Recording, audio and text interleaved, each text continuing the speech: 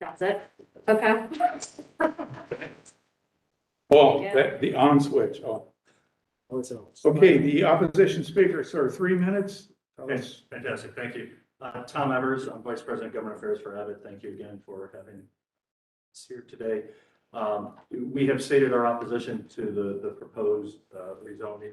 At the request of the commission 2 months ago, we got together with the city as well as the developer to try to find resolution for all parties. We have had some productive discussions as recently as, earlier today and multiple times over the last few weeks.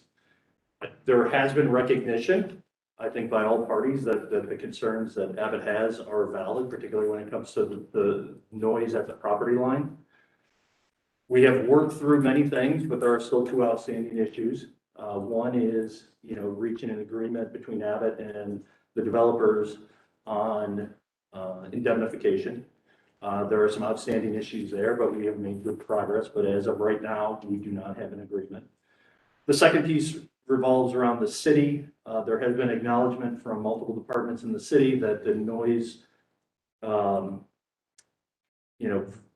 issue at the property line between the 65 decibels for the residents and 80 decibels for us is a conflict. There have been some very good discussions, including with the Department of Health on this. There is effort to get a pathway forward, but we don't have that pathway forward completely defined today. So while we are appreciative of the cooperation and the progress that's been made, at this point, we don't have the certainty that we seek either from the developer or from the city that we will be able to operate not only today, but in the future. So at this point, we are unable to drop our opposition. Okay, let's get the applicant back Thank up you. and have a talk. Thank you.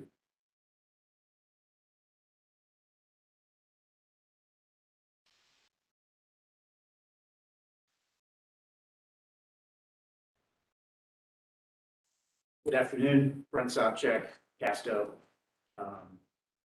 Not to run through the long presentation we had last time, so just quickly to touch on some of the changes we've made from the discussions we've had with Abbott and last meeting. So as you heard in the staff report, we've changed the zoning from AR2 residential to CBD. We were also able to pull the buildings back from the property line. So we were able to gain about 6 more feet. So building B, closest to the property line, is now 52 feet off the property line. And then from the curb to fence, we were able to gain 7 feet there. So that allowed for additional landscape screening. And what we were proposing was a consistent mixture of evergreen and deciduous trees, minimum height of 6 feet when installed, running that entire property line. Next item was reducing the unit count. We went from 448 to 364, so an 84 unit reduction. Did pick up 49,000 square feet of office and also reacted to the traffic study and changed that kind of entry port also to address some of the additional office parking need.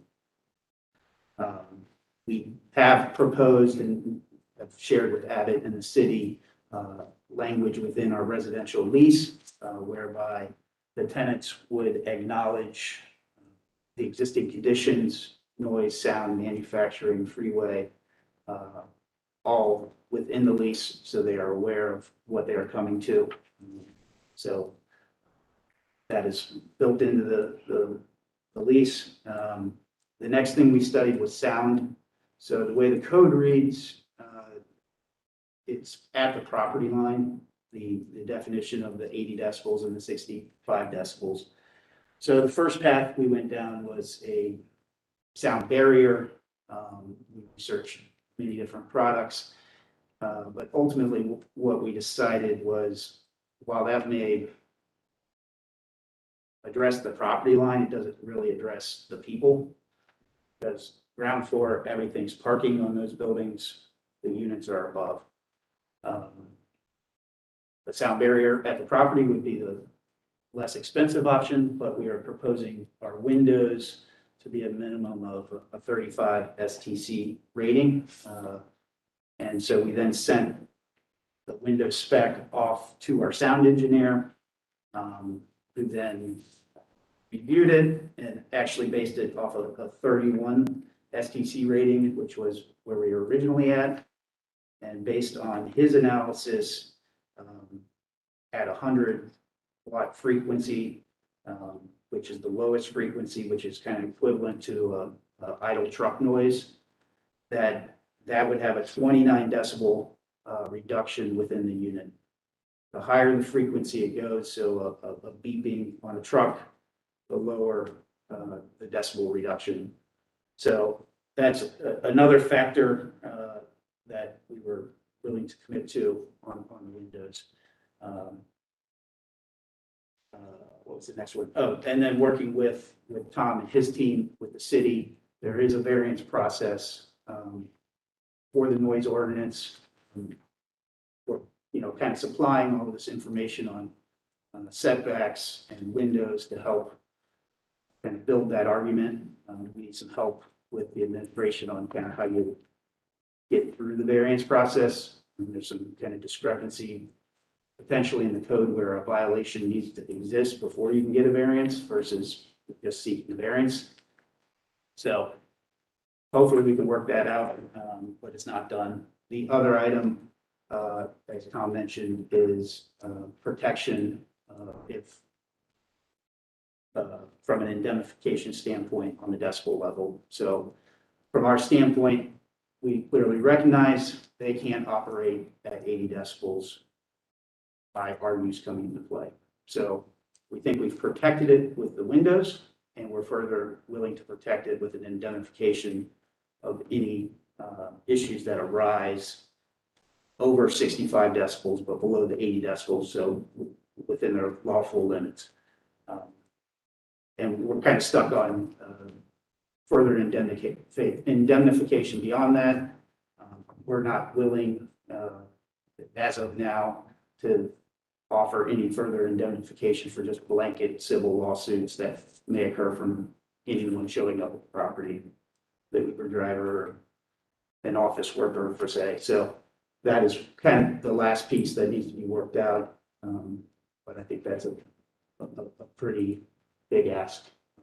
So that is where we're at. Happy to answer any questions. Well, I'd say this project is a lot further than it was when you first came in and made your initial presentation. So I commend you and Abbott for teaming up to come together and make something reasonable and practical. Any other comments from the staff? Yeah, I just a clarification. It was funny when there was a discussion prior, I kept thinking, why isn't this just in the lease? We do that, it's done all the time in terms of risks and whatnot. Is it, so it's in both residential and commercial lease, both in the language? Okay. Anyone else? Okay, do we need to add any motions in this regarding the windows? Which, okay, first of all, we have a CPD plan that we have to switch to. What's the? No, that was a mistake. There was no, I accidentally put the wrong file over there. So the CPD plan in your staff report, it has not changed at all. Okay, so the plan's okay. Plan's good. There was just the updated Historic Resources Commission recommendation, the letter from the applicant about the windows, the letter from Abbott, and the traffic commitments. Okay, and the letter from Abbott will go with the package that goes to city council? From the letter from the applicant, it will Abbott. Or Abbott? It won't be in the ordinance, but we will forward it to Okay, them. yeah, this shows that they've Yes, met, and they still have work to do, but Yes. at least we see where we stand. You still have to go through the variance, but I think you're on your way. So that is the 9-9 letter from Abbott to the applicant. Okay. With no, Mr. Glass, Mr. Chair, that's the September 9th, 21 letter from Abbott to the Development Commission. To the commission, okay, not to that, not to Yeah. that, okay, Another question. So, yes, Mr. Chairman, if you're going to make a motion to proceed with this, we would ask that the conditions in our letter be included in your conditional approval, because there is recognition by various departments of the city that the conflict at the property line still does exist. And while I agree that, as Brent pointed out, there's a potential pathway for variance. That pathway is not completely formulated. And there is work that the city is currently doing with both us and the developer. So while we appreciate that this has advanced quite far since, the last time we were here, there are still some unknowns that exist. And we would like recognition of that in whatever this. no, I agree with that, and that's why I asked the question about this document. So we'll go ahead and stipulate a motion that this 9/9 letter from Abbott to the Development Commission is included in the package that goes forward to City Council, just as a item of information. Need a motion? Second, okay, all those in favor? Aye. Okay, please call roll.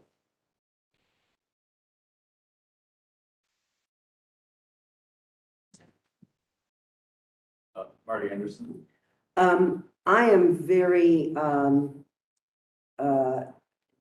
gently voting no for only one reason. I would abstain if it was a legitimate vote, if I had a legitimate reason to abstain, only to encourage the last piece of this. The indemnification language, there's a fair place. It's not in the middle, it's not here, it's not there.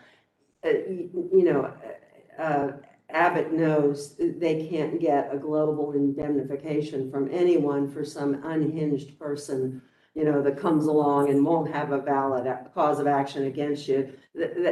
Nobody can do that. Nobody can do that. But there is an indemnification place for this. There's just no doubt.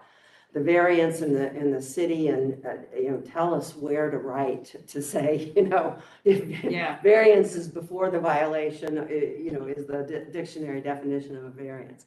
I'm only voting no so that we all, again, will write on the comment section of the document that goes to City Council to really encourage. I think what a wonderful PR piece this would be if Abbott and Casto was going to City Council together with this wonderful plan. You can see it in the Columbus Monthly, you can see it on the front page, you can see it. I just think it would be stunning for both companies to get that wonderful PR.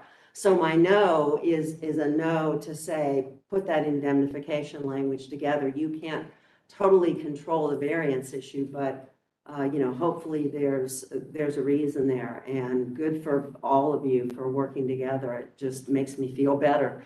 So that's my no with my explanation. Maria Conroy, Yes. Amanda Golden, Yes. Donnie Wortham. I ditto Marty's comments, Ms. Anderson's comments. I, again, think it's come a long way. I commend you guys for working through this, but as I've sat on this commission for some time now, I can't give away somebody's property rights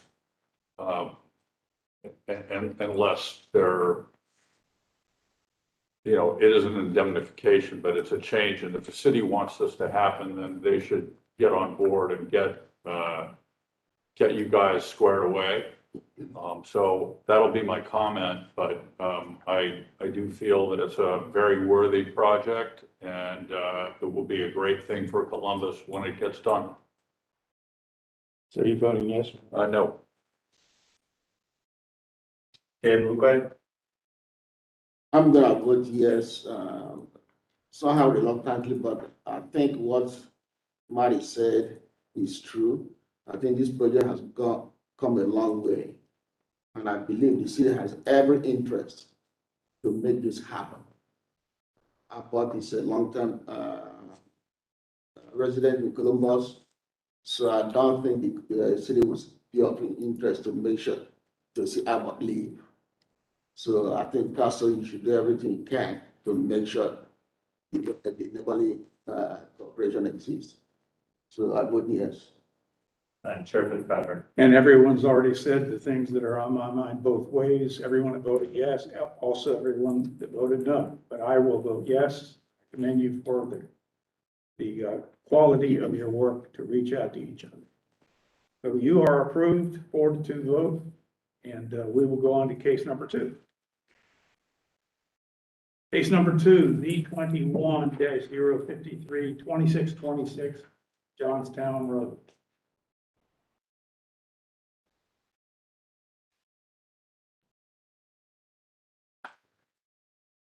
The 0.48 acre site consists of one parcel that can house warehouse buildings owned in the R rural district as a result of a recent annexation.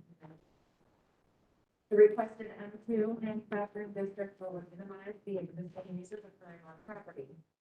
North of the site is Interstate 670. East of the site is an office warehouse. South of the site across Downtown Road is by company from the M2 manufacturing district. West of the site is a warehouse in the rural district and then the site is within the planning boundaries of the Port Columbus Joint Economic Development Strategy, which recommends industrial land uses at this location.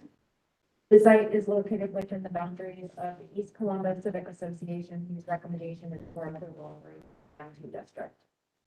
The site is within the 65 LDN noise level of the airport environment overlay. The applicant will be required to execute an aviation easement with the Columbus Airport Authority on adoption of the zoning ordinance. The requested M2 manufacturing district was currently going for warehouse. The proposal is consistent with the Port Columbus Joint Development Strategies, industrial land use recommendation, and is compatible with the zoning and development area. Therefore, staff's recommendation is. Questions? Dan, traffic? No traffic issues. Okay, and we have no comments from our Recreation and Parks Planning. Go for the comment. Okay, the applicant is here. Is there anyone here to speak regarding case number 2 tonight?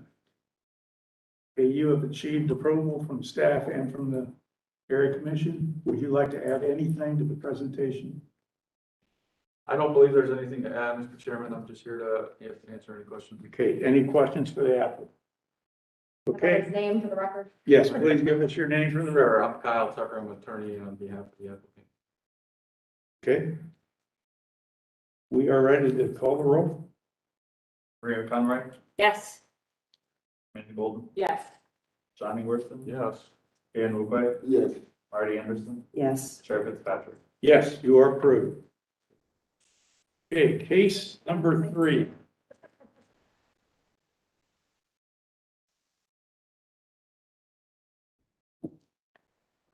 Z21-055, 359 Freebus Avenue. 5 parcels formerly used as a the R2F residential district. The site was originally part of the Grover CPE Commercial Clean Development District for parking, but was rezoned back to R2F residential district with the most recent Grover rezoning. The applicant proposes the AR1 apartment residential district in order to construct a multi. The site is surrounded by single and 2-unit dwellings in the R2F residential. The southeast of the site is the grocery store and the CPE commercial development. Convert CD 21-072 commits to a site plan with 20 residential units. Variances to increase the lot coverage and to reduce the driveway with minimum number of parking spaces, official clearance, building setbacks, and homeowner yard are included in this. Consider it. The site is within the planning boundaries of the Southside Plan, which recommends neighborhood mixed-use uses. Densities recommended by 28 units. Additionally, the plan includes early adoption of the Columbus citywide planning policy design guidelines. The guidelines recommend that units from the street and that sites should include plazas or courtyards that are open to and visible from the street, bicycle parking, and street installations and street trees. The site is located in the boundaries of the Columbus Southside Area Commission, whose recommendations are the requested AR1 apartment project will allow a multi-unit residential development. While the proposed number of units would exceed the density as recommended by the Southside Plan, staff supports the proposal due to the high quality of the in the current CB 21072 that is consistent with the plan in C2P2 design guidelines. Planning Division staff continues to encourage design treatments that provide more visibility for the proposed courtyards from the previous avenue frontage. But as the proposal is generally consistent with C2P2 design guidelines, and in consideration of the site's proximity to Muller Park, staff will not commission support on this revision.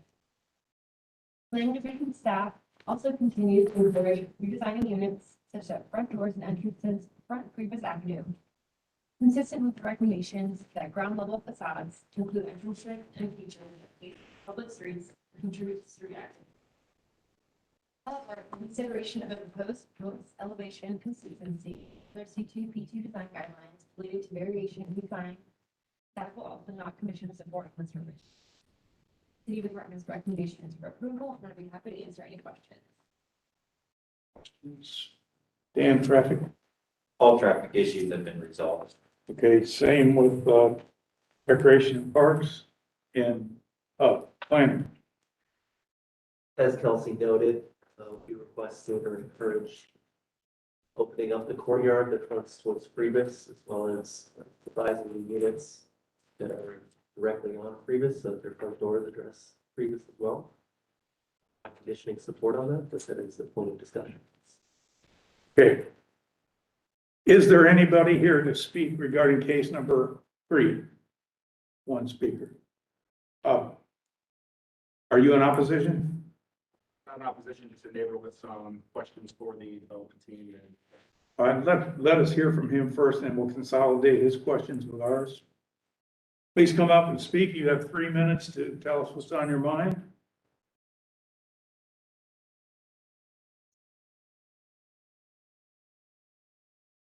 And give us your name for the record. Yeah. You guys hear me okay on this? Yeah. All right. Name is Chris Dallas. I live at 358 East Muller Street. First question was, I sent these to Kelsey prior to the meeting. But the first thing I want to address kind of is the privacy issue. So we noticed that in the diagram, these are going to be 3-story townhomes. And they can be built within, I think, 6 feet of our fence line. We have a bunch of wonderful trees that actually overhang into that area that needs to be built upon. So they're going to need to be taken down at some point if this gets approved. So we'd like to keep our privacy. So I would like something to be done about that. Secondly, I believe someone mentioned the traffic was getting taken care of. As a resident on that street, the parking is already very tight. There's already 7 or 8 people parking in there on a daily basis. So I know they're providing garages, but if individuals are going to, obviously come over, it's going to be a brand new area. I think the parking is going to be a little tighter than people think. So what I would like to request is I have the ability to have a curb cut where I can create my own parking at my estate. So final thing, since I have about a minute left, I just want a little bit of understanding of the timing of the project. I know a lot of this stuff can take a long time. They're probably going to have to level everything out, build it. And obviously it's going to be a 2 or 3 year project. I'd like to get a better understanding of what exactly is going to be going on and how it's going to kind of change the privacy of my lifestyle as I currently have it. Okay. Thank you. All right. Thank you very much. Will the applicant come back? Let me ask the question of traffic. I don't know that we've ever granted curb cuts to anyone here in the zoning process, so. No, curb cuts are within the purview of the Department of Public Service. So you need to submit something either through our permit process or want something conceptual and or find me contact information. Okay, there's the man to contact. Okay. Is that it for traffic? Any other traffic issues? Not that parking's a traffic. I've got a Yes. question for traffic though. So where is does the alley not continue?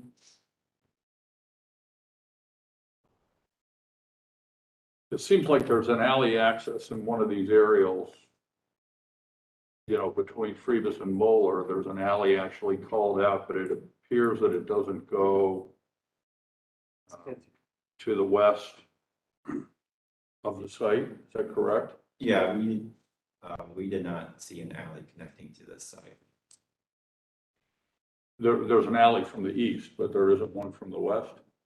I'm looking at those aerial site plans and I'm seeing garages, Yeah, but maybe I've got this, Turnaround. maybe the map's upside down in one and not in the other. So if I may, if you go to the west, the alley actually doesn't even make it to this site. It stops an entire property further to the west.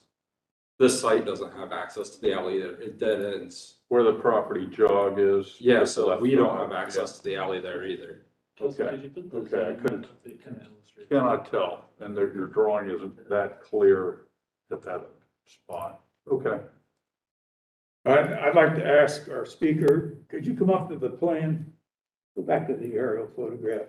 Show us where your house is on that plan on the middle screen there, if you would.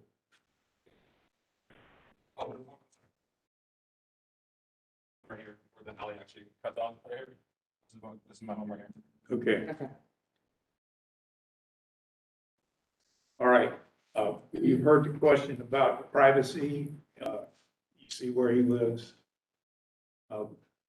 6-foot setback for a 3-story is pretty steep drop off. Luckily, the trees are there, but would there be a way to put a fence on that property line, or are the trees so close that it would? Thank you, Chair Fitzpatrick and members of the commission. My name is Eric Zartman. I'm an attorney for the applicant and property owner, Aaron Priest, who's here with me right now. Thank you for the report, Kelsey. I just want to reiterate right now, this is a former commercial parking lot. It's paved over and vacant and totally inappropriate for what the residential character of the neighborhood is. What we're proposing is a project with high quality materials and good design elements that incorporate many of the C2P2 design standards and is appropriate under the South Side Area Plan. We're fortunate to have unanimous approval from the South Side Area Commission and unconditional recommendation of approval from the Traffic Department and the Planning Department. We worked really hard to get those. To answer some of the questions that have gone through, first, Kelsey, if you could please put up the zoning map. This illustrates where the public right-of-way for that alley is. It stops actually pretty far west of our site. Yes, currently people are driving through private property and it's operating as an alley, but it is not public right-of-way. As this gentleman said, there are also cars parking there now. But this is not a public parking lot, this is private property. One of the things that's going to be done as a part of this project is curb cuts are going to be closed on Phoebus and Moeller. And this is actually going to create some additional street parking spaces for anyone to use within the neighborhood. So yes, people parking on this site may lose their normal parking spot, but there should be some additional parking spaces that are opened up on the street as well.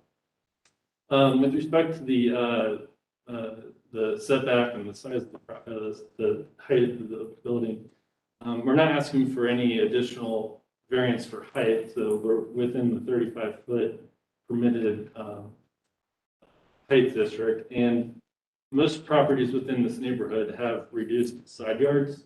So a 6-foot side yard is not out of character with the neighborhood. In fact, the gentleman who spoke, his property is even closer than that to the same property line. There are some trees and right now they're they're pretty shaggy, so at the very least, they need to be trimmed. They're going through some power lines right now. And it's our intent, or it's our desire to keep and preserve those trees as to the best we can. That might not be able to be guaranteed based on the construction and the plan that we're showing, but to the greatest extent possible, we'll try to preserve those, and we'd be happy to work with the property owner to see what we can do to maintain that. I think that was all the questions. One last question you had was the build-out time that you foresee? Yes, I believe it was the spring of 2022, and it was a 16-month build. So 16 to 20 months. Okay, so halfway to 2 years. Okay, that's all. I have any questions. Eric, are these slab on grade? Yes. Okay. Yes. Mr. Chair, did you say you thought additional parking spaces would be created on the street on account of this? Yes, Kelsey, if you have any aerial, Okay. along Freebus, there are, I believe, 3 curb cuts, Oh. and then on Mueller, there are 2. And so 2 curb cuts are gonna be closed on Freebus and 1 on Mueller. Okay, And so okay. that'll create some street parking. Okay, I misunderstood. Thank you for that clarification. And I would think that you would work with the gentleman, the neighbor. We hear all the time, oh, don't worry, trees are gonna be preserved, even scraggly ones, and boom, they're gone. And it just, yeah, this gentleman's been living next to a parking lot for a while, but at least he has had, you said that the 35-foot height, is not a variance, and I don't think that's the gentleman's point. I think he just got a legitimate concern for his privacy, and anything you can do to work with him would be appreciated on our end.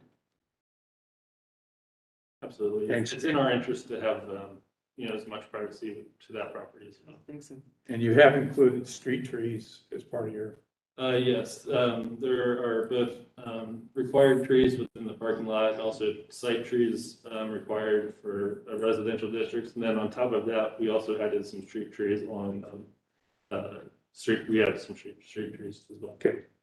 All right, any other, yes, okay. Yeah, looking at your site plan, I see that the apartments facing Mola as the entrance into the village, but the ones on Freebies side facing Freebies, while across the street you have tenants that are gonna be looking at the side of the building. What you say you are designing to C2P2? How do you intend to address Freebies elevation? Are you talking about the individual units addressing the streets? Now, at least the ones facing Freebies. If you look at the Freebies. A lot of the CPP2 standards that we incorporated are trying to activate a better experience within the community itself. Utilizing there's a corridor that runs through that we anticipate the residents to use. I guess I'm not sure I quite understand the. Well, I mean, when you, Just the side of a yeah, yeah, wall, looking at the because that can be a blank blank wall blank that's wall facing or 3 Freeman's. windows. Oh, no, I don't think we have elevations. There are elevations with the council variance, but I don't know if they are with the. Very noxious wall. Could you describe the? Yeah, I don't have the elevations here. It's so there are other properties that would be like you're referring to, directly to the east. It's a brick multifamily that you're just looking at a brick wall. I think that's kind of the question. Where this is got definitely more windows and architectural lines, and it's anything but a wall. If that helps explain it, I mean, if I'm understanding. I can understand what you're trying to explain, but looking at the site plan, what the neighbors across the street will be looking at is a blank wall, maybe some few windows. So I'm thinking, I'm suggesting that every effort should be made to address those 2 elevations to be respectful of your tenants. I mean, I agree. neighbors across the street. I completely agree. That's part of the design intention.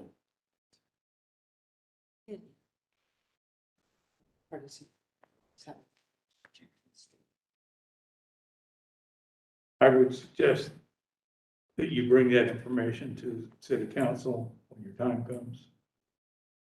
Because that's a legitimate question. It's certainly going to be asked. And there is that small kind of yard area that's next to it, so it, We have elevations that are submitted with the council variance plan or application. Those are gonna be part of the council variance ordinance for city council.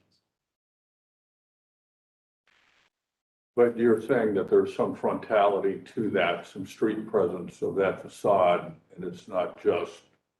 Yes, there are some units that directly address, those streets. I think there are three, or, is it three on Mueller? And So the three on Mueller directly. Muller's fine. Muller's Three- Fine. Muller's fine. Or, yeah, the Mueller. The two that are on Two either side sides. of the alley on.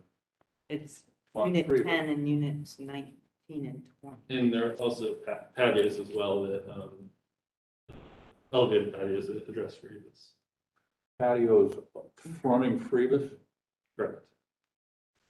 They look like they visible. front it, Yes. okay. Or, visible, sorry, I misspoke.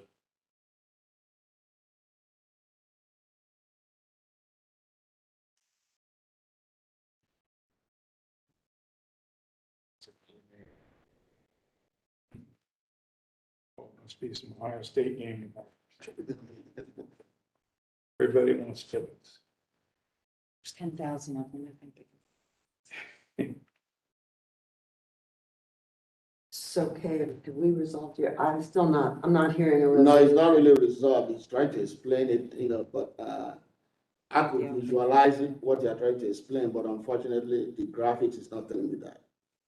No, I do, I understand. May I make a suggestion? Since this is an unrestricted zoning district, we can't add commitments to it, but there is a concurrent council variance. So with your recommendation, could make condition that they do something with the front facade, or not the front facade, but Frontage. the building frontage along No, Freebus that would address the street to maybe the satisfaction of the planning division on those elevations that are committed to with the council variance. Chris, did you see these elevations when you guys looked at it? Do you want to make a comment on that, or? We did, as a side elevation, we found them to be consistent. C2P2 and consistent enough overall as a site plan and design to not need conditioning support. Typically what we're looking for is entrances, stoops, porches, something that addresses the primary street. So that's what we were encouraging in this case. But I didn't get whether that was present in their presentation to you guys? No, the elevations do not include that. They address the internal courtyard. We have architectural elements so that it's not a blank wall that is addressing Freebus. So we think it's something that's attractive and won't be, neighbors across the street won't find unattractive. There are elements there that have a purpose towards, addressing Freebus Avenue to make it something interesting to look at. Well, there's marble materials and it's not all just brick, it's. I'd like to make her, I like what Shannon suggested, that when you go to the variance commission, you don't go in there with a blank check and a vague waving of your hands that it'll be pretty. You have to show it. You've already done the work, so show it. You need to address that you can do all this and meet the city's C2P2 requirements, which is written right here in the application. And just demonstrate that you're doing it. I'd like to make that a motion to this action, that is part of your package as you go forward to city council. Otherwise, we're handing you a very weak and bland approval if we give you approval. So I'd like a motion to add the C2P2 adherence to the three Language that units that face Freebus. Freebus. Vote. Second? Second. Okay, all those in favor? Okay, let's call the roll.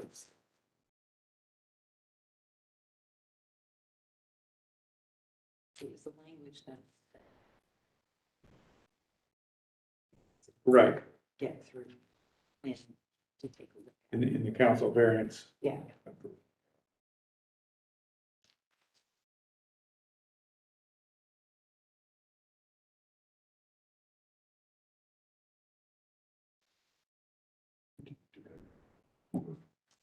Amanda Golden, Yes. Johnny Worstham, Yes. Dan Uwe, I'm gonna vote no, just as a way of trying to encourage you to do that, and like the chairman said, not to give you a blank check and then just go ahead and do whatever you need to do. I think we need to look at C2P, is very critical, especially when you think about your neighbors across the street. That's what they're gonna be looking 24/7. So there's an encouragement for you to do something to architecturally pleasing. So for that, I'm saying no. Marty Anderson, I'll support Kay in that. Again, it's not a strong no, nor do I think this is a ill-advised project at all. I'd just like to see that language be added, and if it can be done as Shannon suggested, I think that's an excellent way to get it all done and to protect everybody, including those folks on Freebus. So it's I'm modeling my no after my colleague here, and we'll echo his comments on our basis for recommendation sheet. Rhea Conroy, Yes. Chair Fitzpatrick. Also, yes, so, just so you know, city council will get a copy of these information sheets defining why we voted the way we voted. So go in there prepared, bring all your drawings, not just a few off the top. We'll engage with Chris first. Okay, all right, so you're approved 4-2. Thank you. Okay, now we'll move to case number 4, Z21-057-3884 Morse Road. Consists of one parcel developed as a former eating and drinking establishment zoned in the LC4 limited commercial district, which permits limited commercial uses. The requested CPD commercial plan development district would allow the site to be developed with a car wash, which is 5 commercial districts. To the north of the site is a shopping center in the LC4 limited commercial district. To the south, across North Road, is a car dealership, CPD commercial plan development district. East and west of the site are eating and drinking establishments in the LC4 limited commercial districts. The site is within the planning area of the Northland 1 area plan, which recommends regional mixed use for this location. The site is located within the boundaries of the Northland Community Council, whose recommendation is for disapproval. The development text establishes use restrictions and supplemental development standards that address setbacks, site access, landscaping and screening, building design, and signage, and includes a commitment to develop the site in accordance with the submitted site plan, landscaping plan, and elevation. Variances to pedestrian sidewalk connection requirements, building setback, and to eliminate the requirement for an exclusive bypass lane for the car wash are included in this request. The Columbus Multimodal Thoroughfare Plan identifies this portion of Morse Road as a suburban commuter corridor requiring 220 feet of right of way. The requested CPD commercial plan development district will allow the development of a car wash that is compatible with the adjacent commercial developments. The proposal is consistent with the land use and site design recommendations of the Northland 1 area plan, which states that new development be designed to address the street and enhance the pedestrian experience, as well as provide appropriate landscaping in contrast with the site surroundings.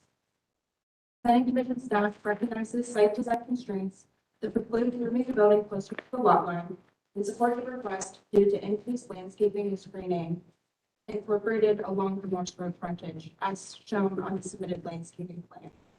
The request does not represent the introduction of an incompatible use to the surrounding neighborhood. Therefore, City Department's recommendation is for approval, and I'd be happy to answer any questions. Questions? Traffic, Dan? All traffic review issues have been resolved. Okay, same with Parks and Recreation. Okay, is the applicant here? And is there anyone to speak regarding this application? 1, 2 speakers. Okay, let's call the opposition speakers up first, so we have all the questions at one time.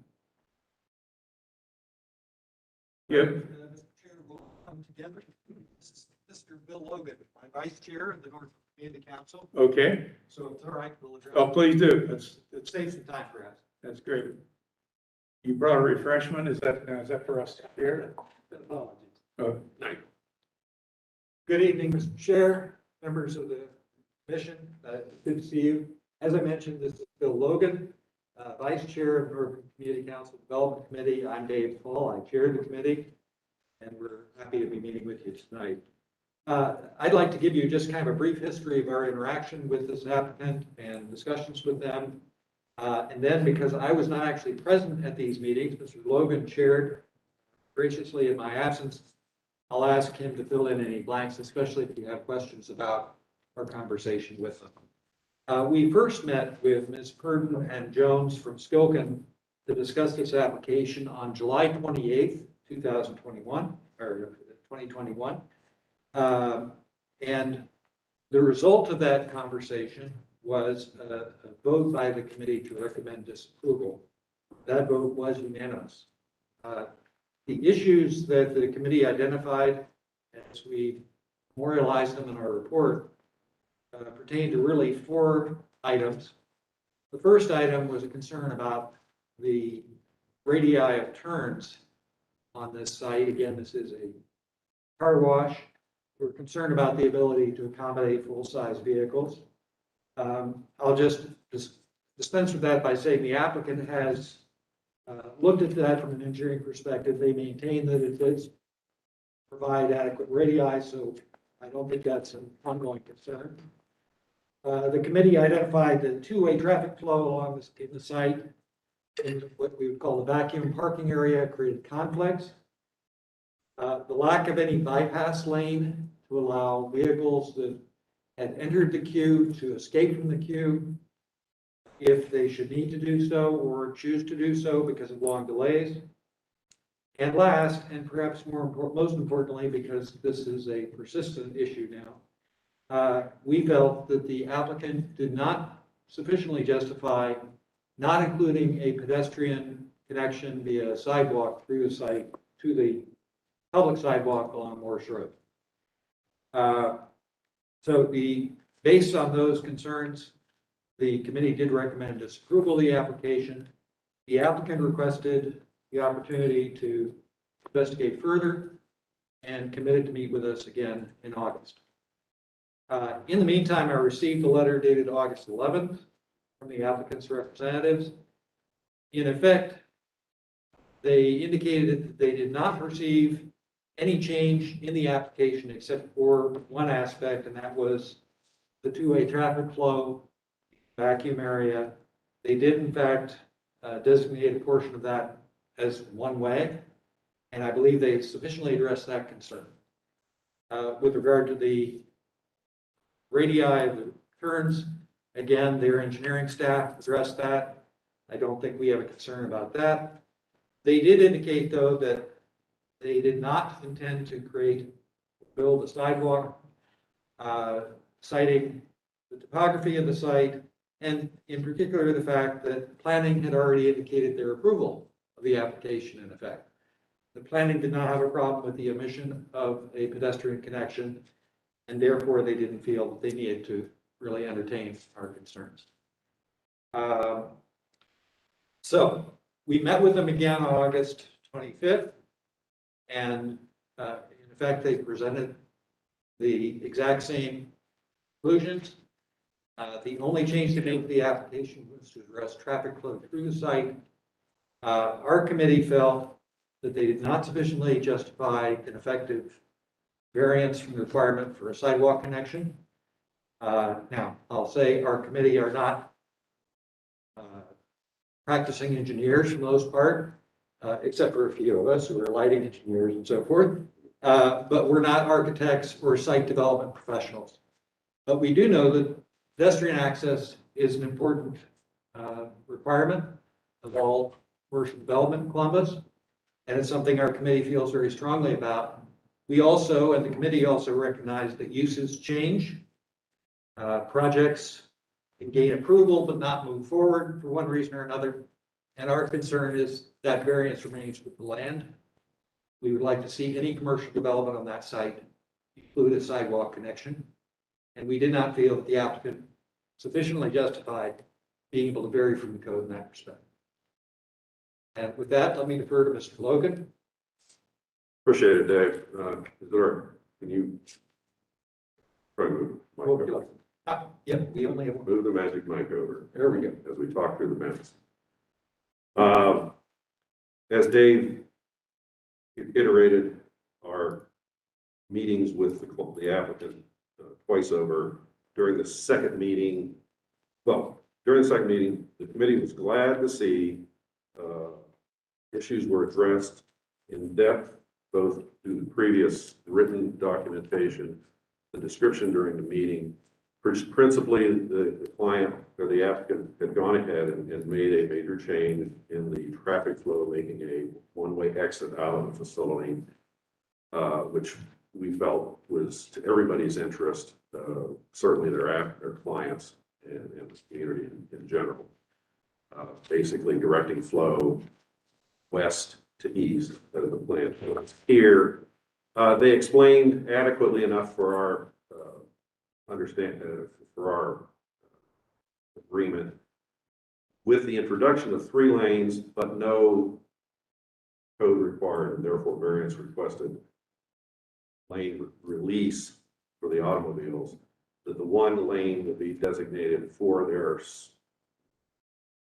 special clients, if I can say it that way, the people who routinely pay car wash, and therefore that lane doesn't really back up as much. And if a problem developed, then they could have more easily access to remove a vehicle from that lane and exit out from there. So the committee felt that was adequate in that sense, once they designated one of the 3 lanes for that specific purpose, which wasn't defined in the plan specifically. Then we came down to the train wreck problem of the sidewalk. Good God, it's a bloody standard pedestrian sidewalk from the existing Morris Road sidewalk to the site, simply for what the intended purpose of pedestrian access. There's 2 COTA bus stops, one to the east, one to the west, on a major thoroughfare being Morris Road, right here. Yeah, very good. Thank you very much. That has access. Now, we got into a discussion with, well, okay, potentially, their clientele do not walk to go to the car wash. We understood that, but their employee, we suspect fully that some employee would be a non-driving automobile access person, and therefore would find their way to the site. And once again, they were willing, and they already accommodated a bicycle rack for people who drove bicycles. We couldn't understand why they just absolutely reticently refused to put in a sidewalk. And we gave them time in the meeting to go off to the side and discuss it. They really take advantage of that. We asked that we would be more than glad to table the matter because this was a very important issue that the neighborhood committee felt was necessary. They refused, said, nope, we're going to stick to our guns on it. They said, well, I told them, we indicated that most likely, despite what would appear to be agreement on everything else, the couple $1,000s necessary for the sidewalk, because they went into great depth about how they were concerned about they were going to have to dig down into the soil, and they didn't know what the conditions of the utilities were along the line. And all we kept saying is, wait a minute, the adjoining properties have sidewalks. Okay, and the revised Taco Bell is going to have a sidewalk put in at the other ones along the way. Why not this site? This is the 3rd client on this site within 10 years, and we do expect this client to remain there for as long as technology allows. But somewhere down the pike, technology is going to change, the use is going to change, and we just could not come to rationalize giving this site, this parcel, a forever, no, you don't need a public access sidewalk. And on that issue alone, we simply turned them down. I won't say unanimously. We got one individual in the committee who felt that a public sidewalk was not necessary in this case. And that's why we're at where we're at. I would request the committee, if I could, I don't know if I want, to approve this application, because we look forward to this application going forward in the community. But make it as a condition, they simply withdraw the variance to not require a public access sidewalk onto the site like every other public access sidewalk for every other site has been requested, and is part of the core issues of this group as well as others. Thank you. Thank you. Okay, let's have the applicant come forward, please. Hey, Daniel, what are they paying the in lieu fee? When we initially reviewed this application, we did share the same concern that we did not initially support the variance to the pedestrian connection. The applicant did share with us a profile view of what it would take to get a pedestrian connection through to the site. There is significant mounding between Morse Road and the site. And it's our understanding that there is a utility line within that mounding that would preclude the ability to just cut through and go straight through from the Morse Road sidewalk grade to the site. One other thing to note is that the Panera that's immediately west of this site, we did make them have in their plan a pedestrian connection to the right of way. What's out there now does not appear to exactly match what's in their approved final site compliance plan. It looks like what they did was construct a sidewalk to the top of the mound and then put steps down to the parking lot grade, which our understanding would not be. And so for this site, given that it's a car wash use, our understanding is that since this site is committing to the CBD site plan, that it would not be able to be used for another use without going through the process. So based on all those factors, we were able to support the variance for the pedestrian connection to the right. Let me ask a silly question. I've had a lot of clients that have had the same attitude. They don't want to spend money today for a sidewalk that has nowhere to go, nowhere to connect to, and may not for 30 years.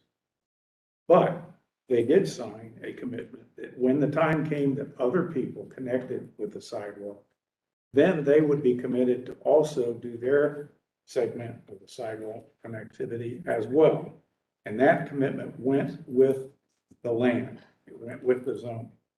Is that a role a condition we can place? Clarify, the public sidewalk along Morse is there. This is a connection from the car wash building to the public sidewalk. The sidewalk.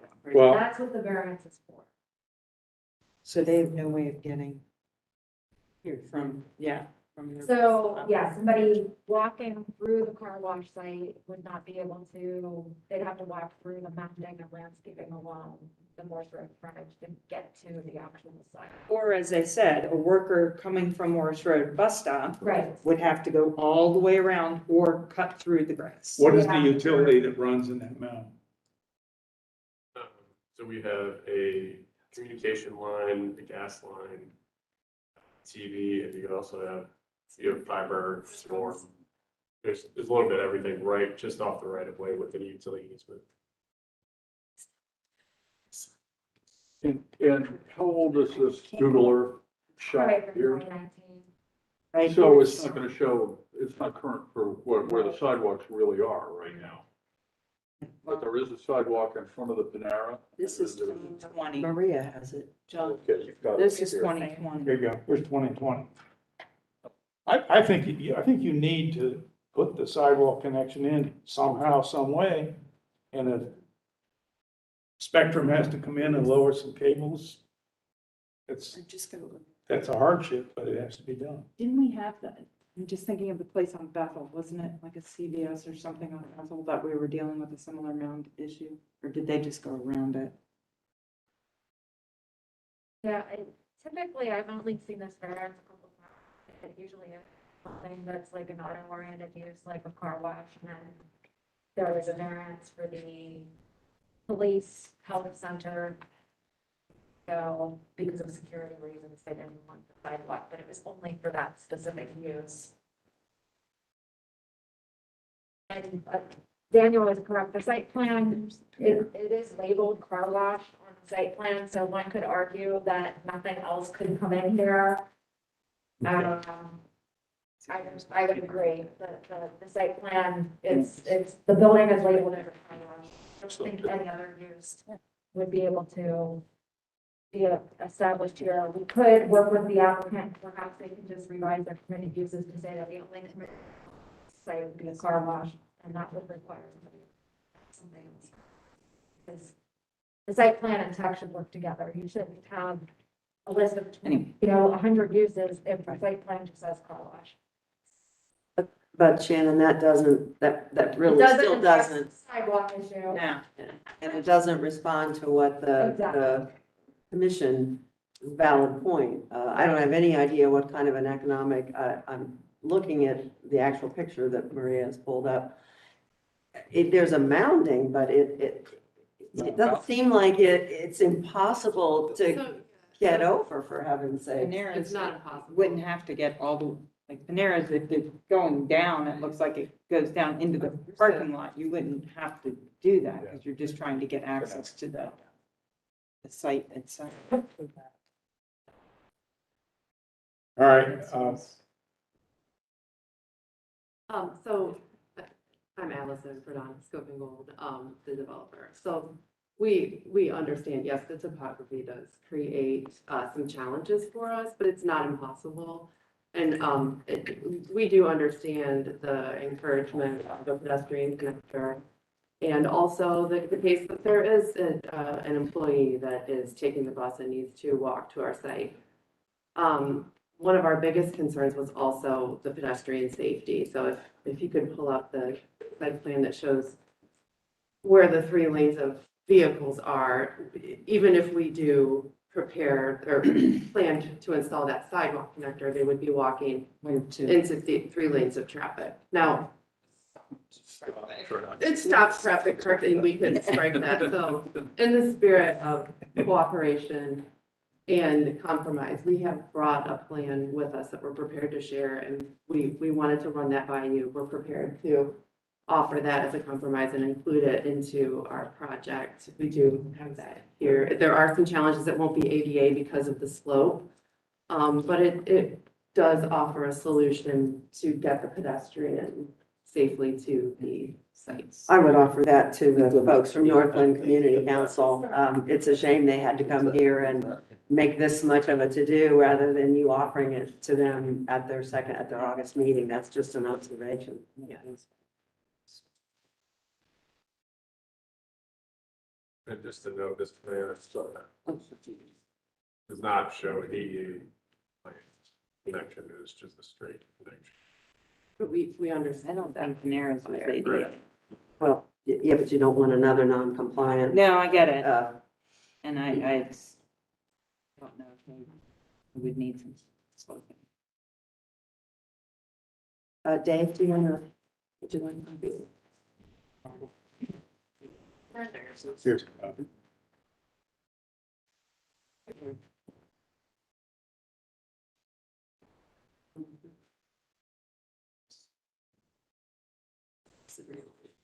Yes, and where, what is going to cut there. Yeah.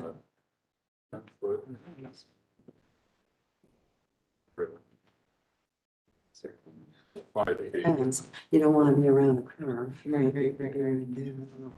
What are these two? That's just probably paste engines. Oh, something. I think this is appropriate and, get it through ADA, meet the 10% slope requirement, and you're good. I think to not do it telegraphs a huge message to people up and down the road that this can just be kicked to the side of the road. We've made people put fences between a car wash and the next thing, you know, that car wash is a fairly intense use. This is a high quality car wash and that some of them aren't so high. But, Dave, do you have any comment on what you see there? Thank you, Mr. Chair. Mr. Logan and I have reviewed this. This would be adequate to provide pedestrian access, again, understanding that it's not ADA compliant. If I could just clarify with staff, information is because it is part of the CCD site plan, that if you change the effective variance contains that plan. That The only use would be a car wash. So they would have to rezone for absolute any other use because the CPD plan says car wash. and the rezoning would nullify Any variances, any variances. yes. I would say on that basis, I think our committee would have an opportunity for them to see it. Okay. We would consider it. And I would like a motion to accept the turbo wash revised drawing. This drawing is undated, so we'll call it today's date, 9/9/2021, indicating in red the new sidewalk to the property in the property southwest corner of the building. Motion? Moved. Second? All those in favor? Aye. Okay, please call the roll.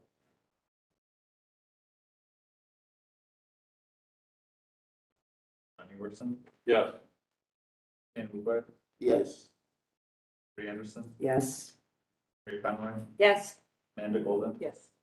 Chair Fitzpatrick. Yes, you're approved with that one commitment.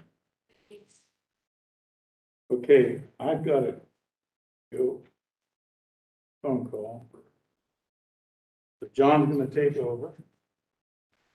Case, I'll call it and then John, you can handle it. Case number 5, Z21-058 1335 Dublin Road. Thank you. Great. The site consists of a portion of 3 parcels zoned in an LC4 limited commercial district, which contains an office complex with restaurant uses. The requested C3 commercial district will establish a unified zoning district for the existing commercial development and will allow a medical aesthetics clinic use within the existing building. Rezoning is necessary because the existing LC4 district prohibits clinics. North of the site is a commercial building in the C4 commercial district. East of the site across Dublin Road are commercial office buildings and a self-storage facility in the M1 and M2 manufacturing districts and in the LM limited manufacturing. West of the site is the remaining portion of the office complex zoned in the C3 commercial district. South of the site is undeveloped land in the LP1 limited parking district. The site is not located within a planning area, but Columbus citywide planning policies, C2P2 design guidelines are applicable to the site. The site is located within the boundaries of the West Scioto Area Commission, whose recommendation is for approval. The Columbus Multimodal Thoroughfare Plan identifies this portion of Dublin Road as an urban commuter corridor with 120 feet of right-of-way. The proposed C3 commercial district will establish a unified zoning district for an existing commercial development and will allow a medical clinic as a purpose. Staff supports the request as there is no adopted land use plan at this location, and the request does not represent an introduction of any to the surrounding area. Therefore, City Department's recommendation is for approval, and I'd be happy to answer any Questions? Traffic, No traffic issues. planning? No further comment. And Cassie didn't have anything with parks. So, is the applicant here? And is there anyone else here this evening to speak on this issue? If you'd like to come up and give your name and, you've got staff approval and, no opposition, so we're pretty good. My name is Amanda Mahoney. I'm the compliance officer for Phase Forward Aesthetics. Any questions for the applicant? I believe we can call the roll, please. Ken Whoop, Yes. Artie Anderson, Yes.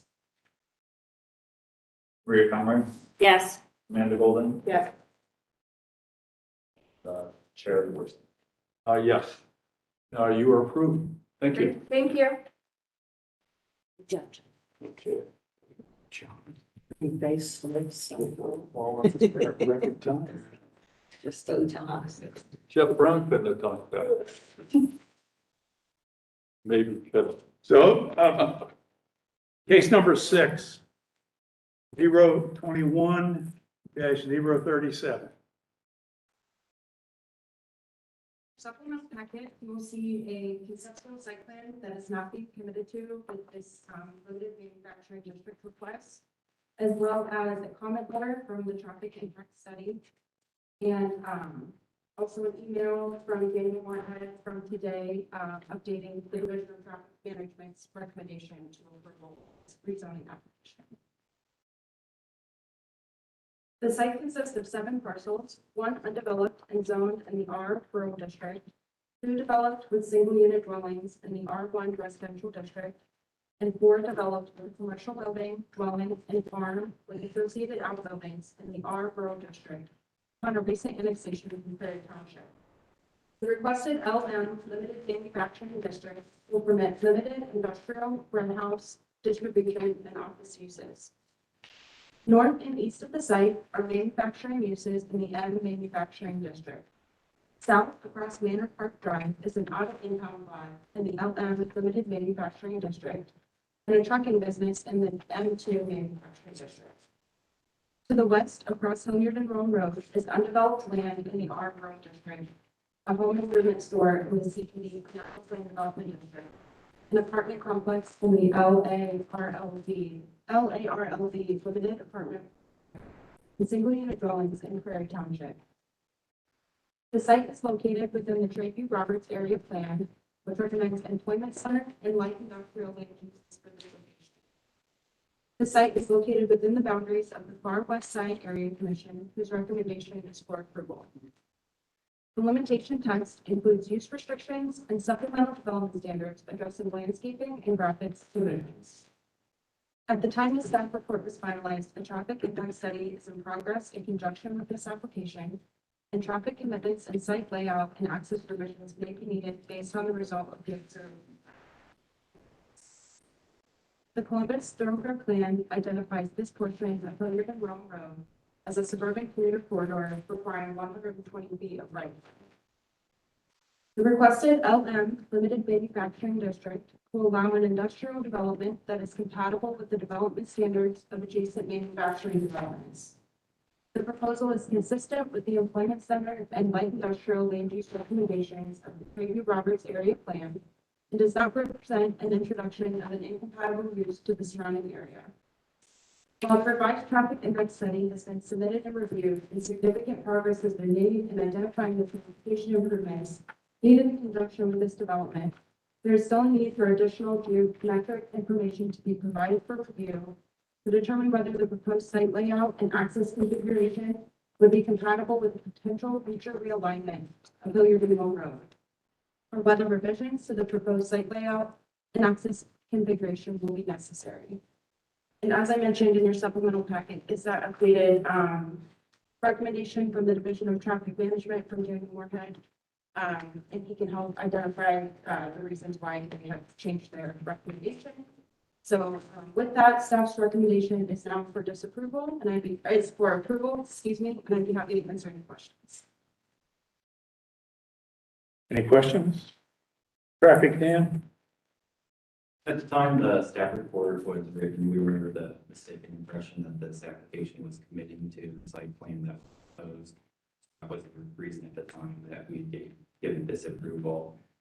At this point, we've had 2 traffic impact study submissions. The major issues, have been identified, and the applicant has committed to certain improvements that we believe represent their responsibility under the traffic standards code. There are some site layout and access considerations that are still in progress.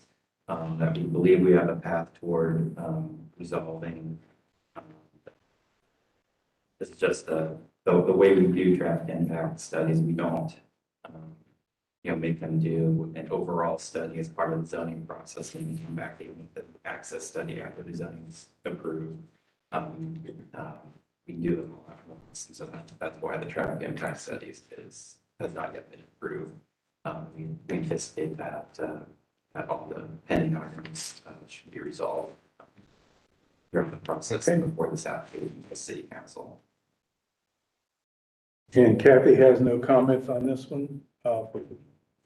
Planning? No further comments for planning. Any questions? Okay, the applicant is here. Is anyone here to speak regarding application number 6? No one's here to oppose. Don, if you want to add anything? Members of the commission, my name is Donald Plank. I'm the attorney for TPA, the applicant, and unless there's any questions. Mr. Chair, I do Yes. have a question. Sure. Is this premature, Dan, in your mind? Should we be holding off on this? We do not believe that this is premature for developing commission. Thank you. Okay, with no, yes. Just a clarification, we will not send this ordinance to city council until this traffic study is approved and all the necessary commitments are in. Okay, thank you. That makes me feel a bit more And I would add that the actual improvement commitments have been pretty much made. I mean, we're putting a traffic light in when we're only adding 2% to the intersection, but we're actually putting in the traffic light because the client wants it. The real issue is some modifications to the traffic study based on comments from the traffic. And I didn't see in the text, but you're committed to parking lot trees. We're not asking for any variances. Okay. So they're just not shown on the site They're just plan. not shown on the site plan, and we're not committed. What we did is that as a part of the traffic study and as part of our due diligence, we laid out the optimal layout of the site. So that we know that when we do come in with site compliance plans, we're going to get approval based on if we can hit those curb cuts. What's interesting, what happened is we laid out our site. And then as a part of the sheets development that you've approved, we found out they're moving our frontage.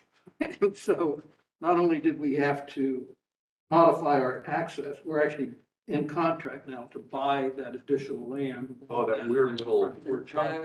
Wow. We're also asking the city to vacate a portion of it as well. So Okay. that'll be a part of our development, but it actually slowed down our traffic study. But the commitment to the traffic light at Fisher and William Road East has been made, and all the curve and all the turn lanes has also we've agreed to as well. I have a very client who has a very important tenant that he wants to put in here, and that's right. Sounds like everything, all the homework's done. Okay, do not need a motion for anything new with this, so you already know you've got to. We've already committed that in letter form to. Yes, okay. It will just have to be memorialized in the limitation text. Okay, please call the roll. Marty Anderson, Yes. Maria Conroy, Yes. Megan Golden, Yes. Donnie Wortham, Yes. Daniel Quick, Yes. Chair Fitzpatrick. Yes, you're approved. Thank you.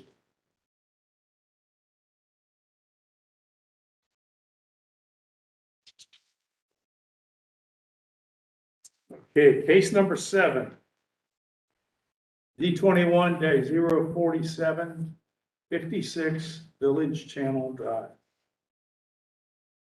In the supplemental packet are 2 revised site plans and updated PUD text. The site consists of 4 undeveloped parcels that were part of a larger and partially completed PUD 8 planned unit development district. The requested PUD 8 will permit up to 234 dwelling units in sub-area 2A, 30 single-unit dwellings in sub-area 2B, and 20 acres of open space. This request represents a 148-unit reduction from the existing permitted uses of the subject site. North of the site is a multi-unit residential development, county development district. East of the site is undeveloped land in the R rural district with an electrical substation in the R rural district of the township. South of the site is undeveloped land in the R rural district. West of the site is undeveloped land in the R rural district and a partially completed multi-unit residential development in the TDD land unit development district. The site is within the planning boundaries of the Southeast Land Use Plan, which recommends medium density residential, low to medium density residential, and open space land uses at this location.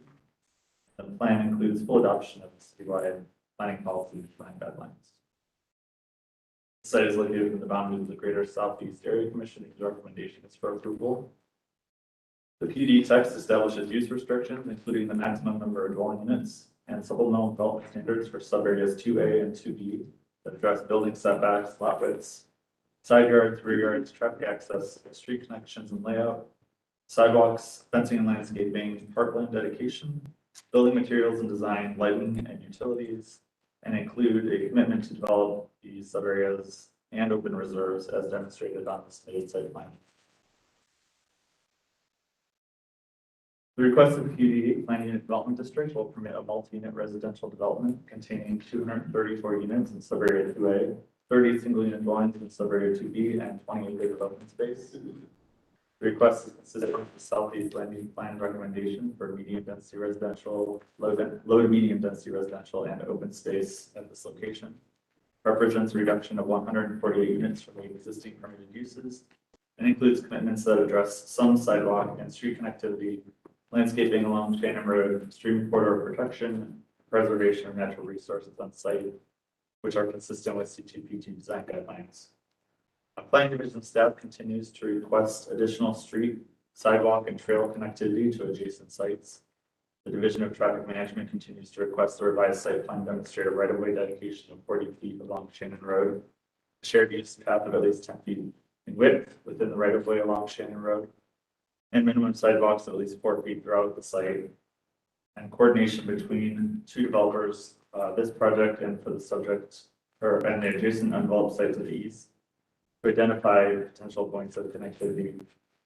There are also some PUD text adjustments regarding commitments to detention and retention ponds that should be removed. The development will need to comply with the City of Columbus Stormwater Management Manual regardless of language provided in the text. And therefore, at this time, City Department's recommendation is for disapproval.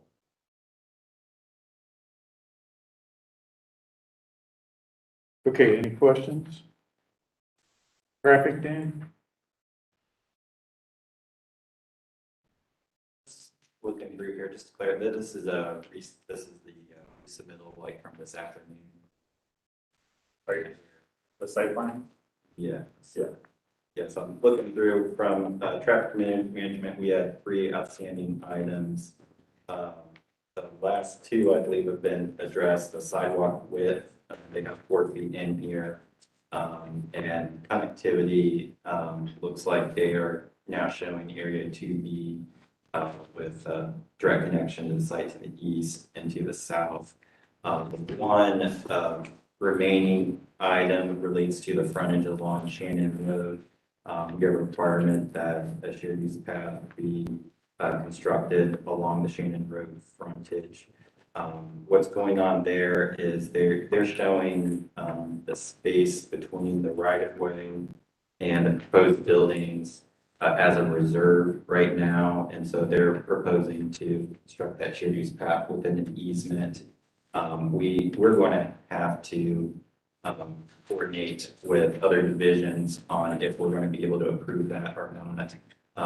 Our position for this meeting is that if that's the only outstanding item, it doesn't really affect their site layout. It's really just a matter of where the right-of-way line and what the setback dimensions are. And so it will just be a line moving on paper on whether that's within right-of-way or within a preserved easement. So we would be able to support this as it's in this paper. Okay. And planning? I believe I haven't seen this yet, but our previous discussion was with regards to connectivity from the blue area to be to the east and south. And it appears that there's allowances for pedestrian connectivity for both of those. We also were looking for sort of a greenway type trail along that. It's cobble built ditch, and they are providing a potential pedestrian path easement, I guess, in the text. I'd have to review that.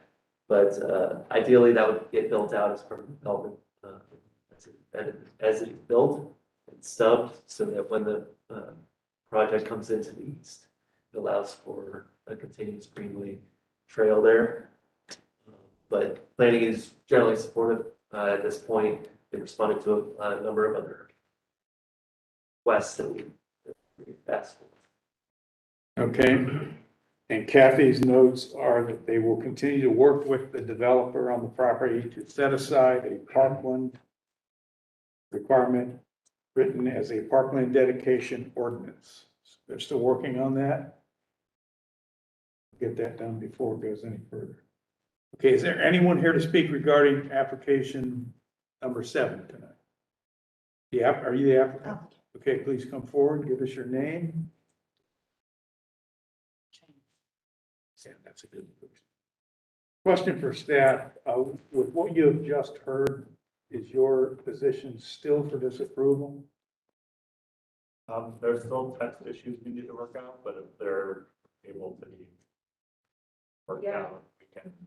Is there a reason that the text issues weren't? The stormwater, we don't, stormwater drainage commitments are not adequate. Okay. Not recommended to be in a zoning text. If the stormwater, if this storm plan isn't approved with what exactly is specifically in this text, they're gonna need to rezone or do an amendment to change it. So it has no business being in a zoning text. So I realize this is probably recycled from the existing text. And before the stormwater drainage manual was created, there oftentimes were stormwater commitments in text, but we have a document that is enforced by the department. Really should not be any stormwater. Unless you just want to say there's going to be a walking trail as approved by the public utility department around the retention basin, that's about the extent of our commitments to stormwater. Is that something that can be rectified? Yeah, they just need to be removed. Okay. We've given Rebecca a few edits. We'll probably we'll after this meeting, we'll let her revise it again. Okay. And then we'll see if it's in the place where it needs to be for the ordinance. All right. And you are Rebecca? I'm Rebecca Mott with the Plank Law Firm with an office address of 411 East Town Street, Columbus, Ohio, 43215. I did want to note just briefly, this is a rezoning only to commit to a site plan and to change a text for only sub-area 2 of a 3, sub-area 1, sub-area 2, sub-area 3 overall plan that involved 145 acres, initially rezoned in 2002, rezoned in 2006 and 16. So it's always been our protocol as lawyers to minimally revise the text over time to only capture those items you need for your new rezoning, but to keep intact the other items that have always been in place. Certainly today, before the meeting, we received another set of comments regarding the text, which we have been working on for months with all of staff and working with planning really hard in traffic to resolve all comments to date. Yes, we can remove stormwater drainage type comments. It's just that it takes a little more thorough review than just deletions, because some of those provisions have section numbers that once you delete them, they impact other provisions. It's just going to take a little more time to do that thorough review. Right. We're happy to do so after this meeting. And certainly we would get the text in a form in terms of stormwater drainage removals to get it ready for city council by ordinance. I would want to note though, sub-area 2A are for 234 dwelling units total, which was a reduction in the density for this area. This was for a multifamily designation in the past, and now we are doing fee simple conveyances of townhome units. These will be individual lots owned by owners of each unit. It's anywhere from 2 to 8 dwelling units per structure.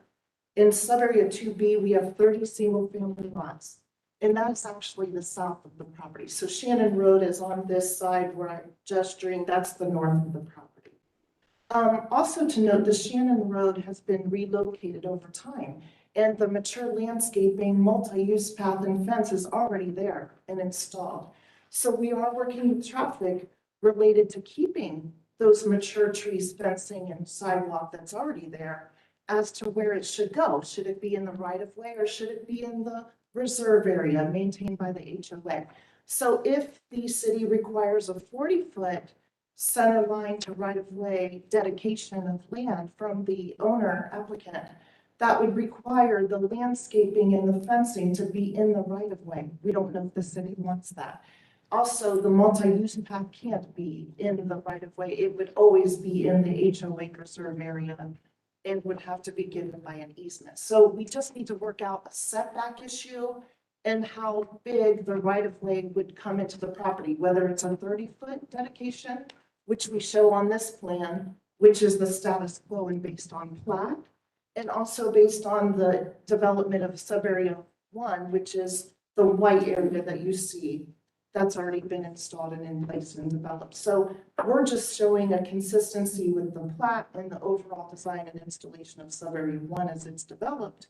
We're going to definitely work with City Traffic Division after this meeting to further revise, if necessary, that setback line, which is a minor adjustment to the site plan and the text. And the text actually has language in it that says if there are any minor adjustments to those sorts of things, it can be approved administratively by the Building and Zoning Department. That's a standard protocol in any zoning text. We do think that's minor. We've also worked really, really hard with planning over a few months here. So here's the things we did change and compromise on with planning comments. We added a 4-foot sidewalk in the 2A sub area along the right of ways, which we were at 3 feet before. So that has been changed to 4 feet. The elevations that we do have in, I think your packets, we did submit that as part of the zoning. The elevations are a prototype 39-page document from Pennsylvania, another project our client has done. But you'll notice the rear elevation on page 1, and I have those with me if you need to see them. I'll just kind of hold them up here. The rear elevations that would be along Shannon Road's frontage will have additional architectural variations than you see here in this packet. So we've committed to doing gridded windows for window panes within the glass and also shutters around the windows on the rear elevation.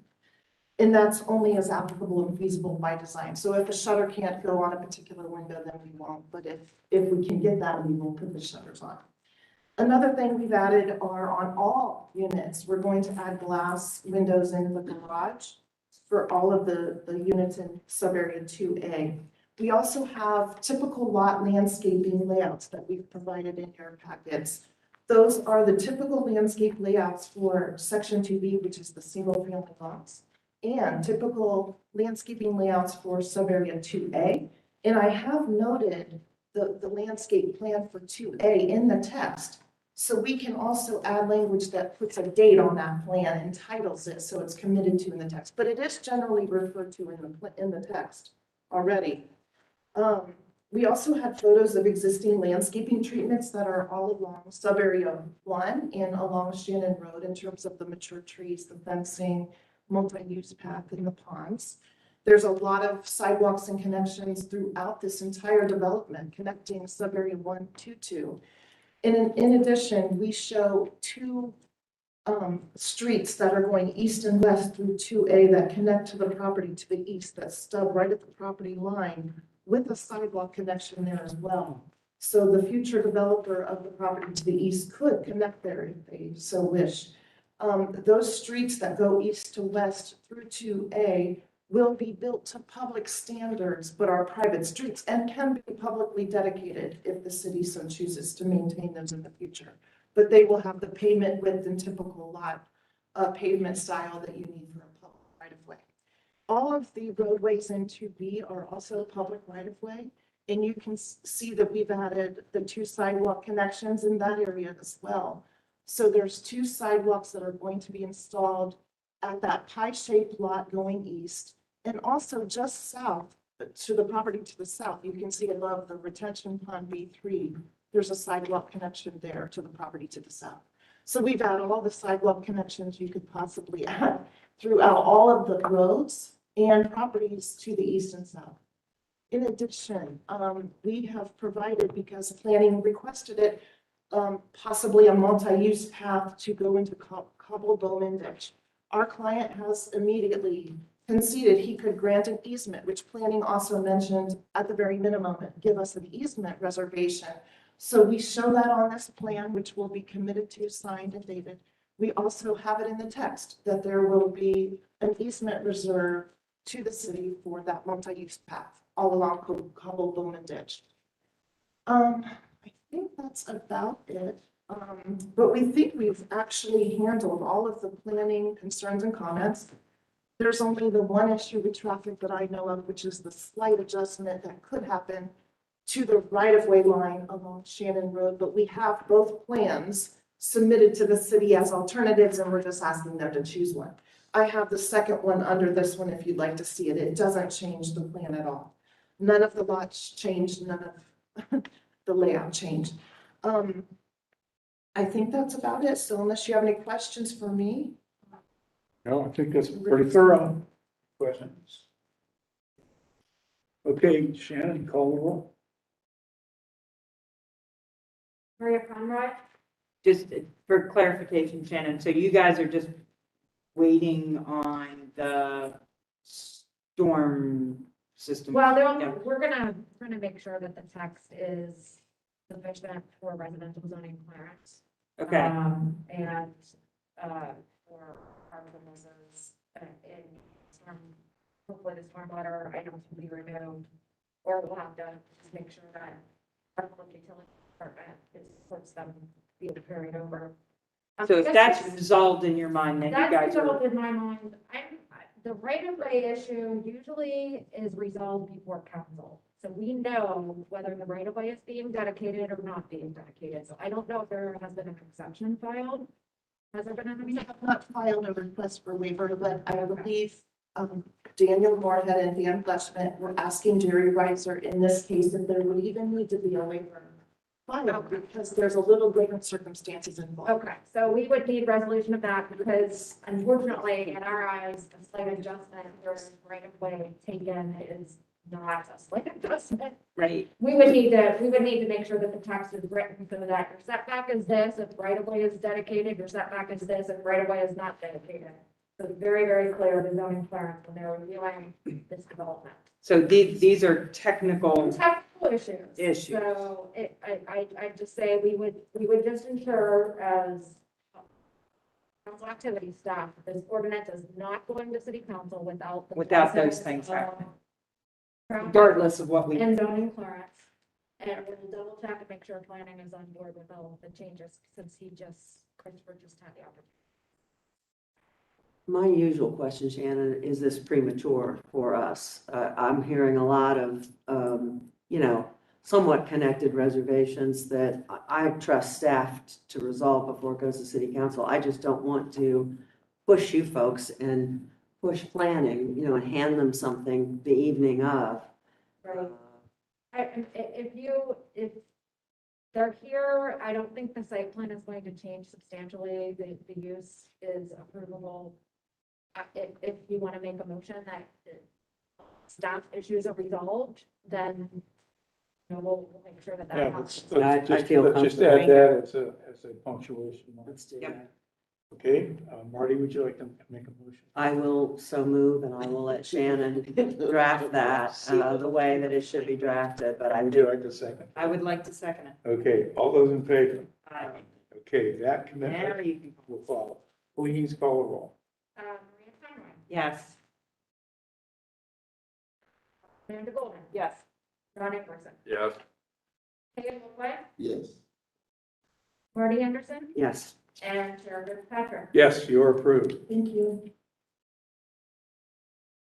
Okay, case number 8 has been tabled. So we are moving forward to case number 9.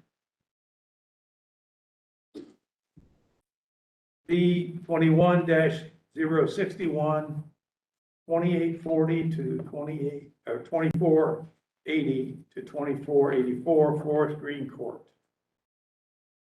In the supplemental packet, you will find an updated PD text dated 9/9/2021, and an updated site plan dated 6/13/21 with a lot size exhibit.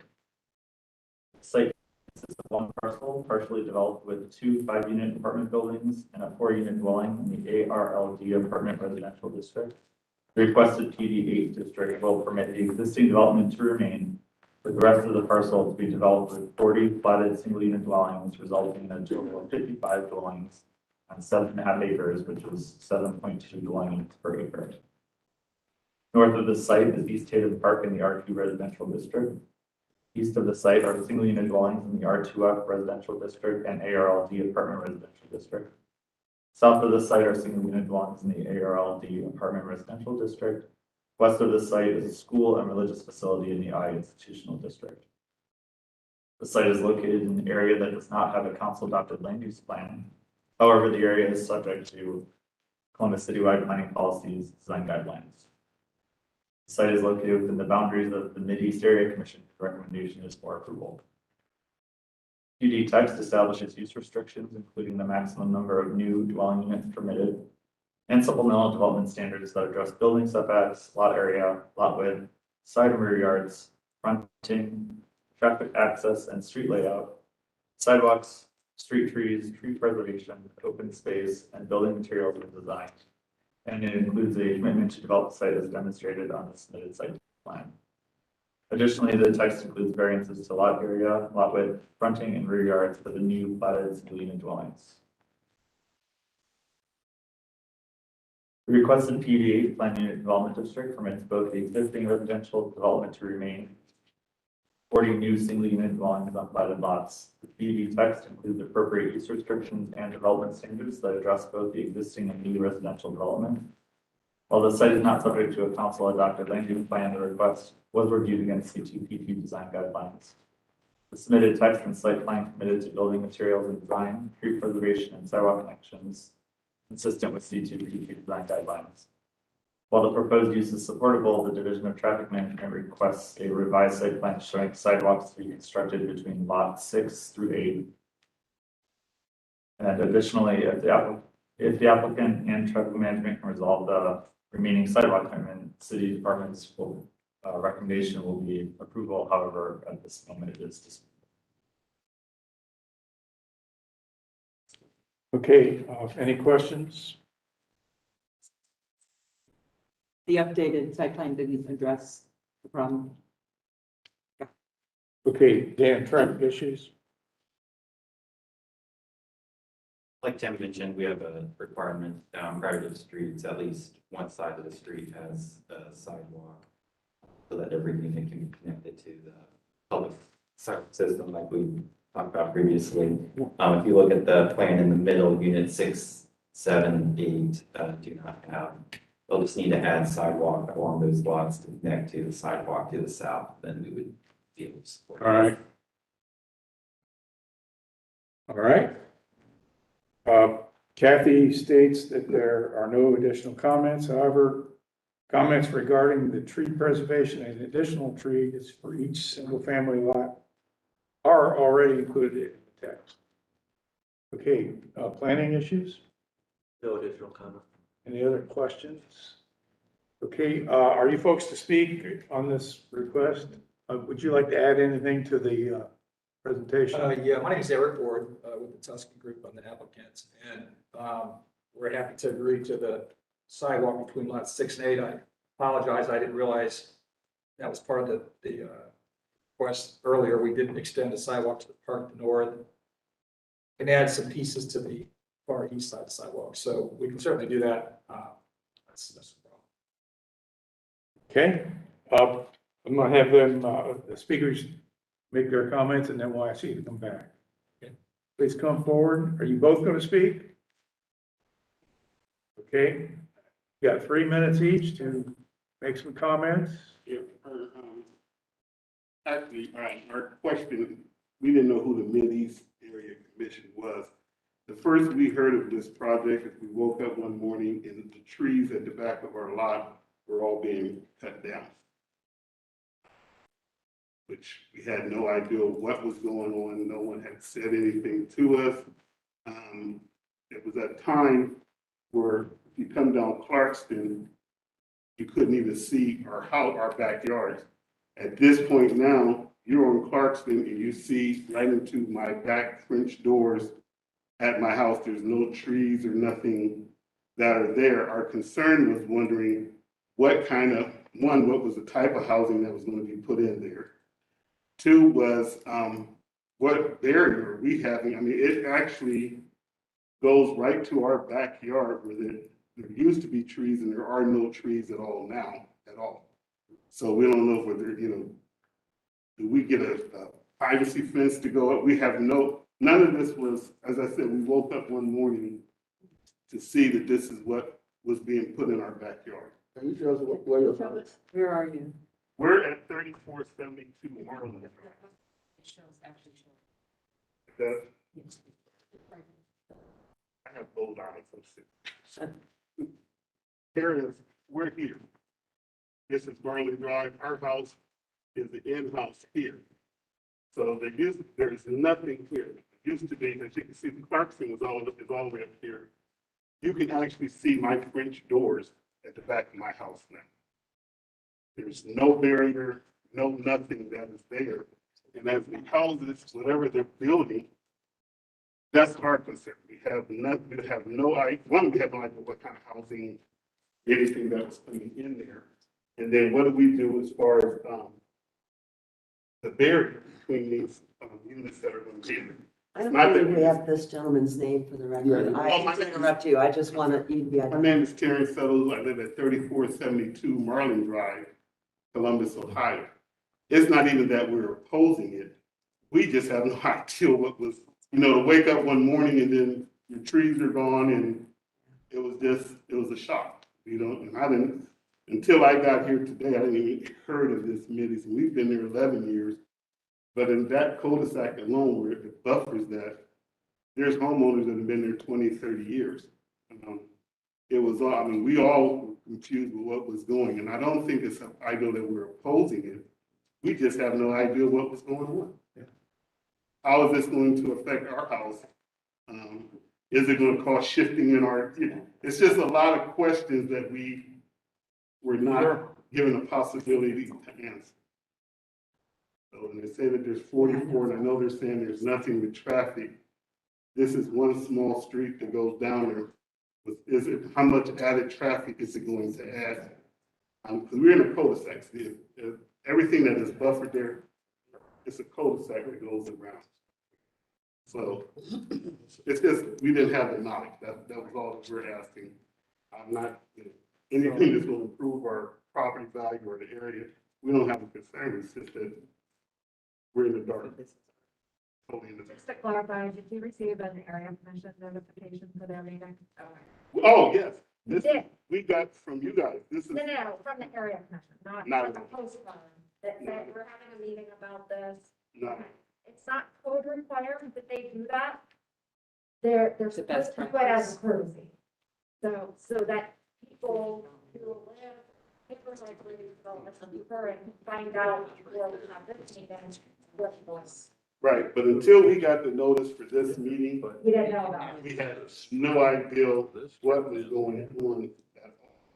And then actually for the last month and a half, it looks like a tornado went through our neighborhood. And we have these large trees on the ground. It's just, we really didn't even do anything in our backyard for this entire summer because it's just, Well, tree removal is permitted under our current zoning. The land right now is zoned high dense apartment residential district, so apartments could be built in your backyard today without being in front of this group at all. This applicant is proposing single unit dwellings. So single unit dwellings are going to be behind the house instead of apartment dwellings. But a barrier would seem to be such a reasonable request. Yeah, there's a hammerhead driveway that Almost behind his house. it's at the east end of the retention basin. The driveway, it's a turnaround for the garbage trucks, the fire department. I think there needs to be a fence line along the south edge of that entire property line. I'm pleased to hear that you're single family in this. But still, yeah.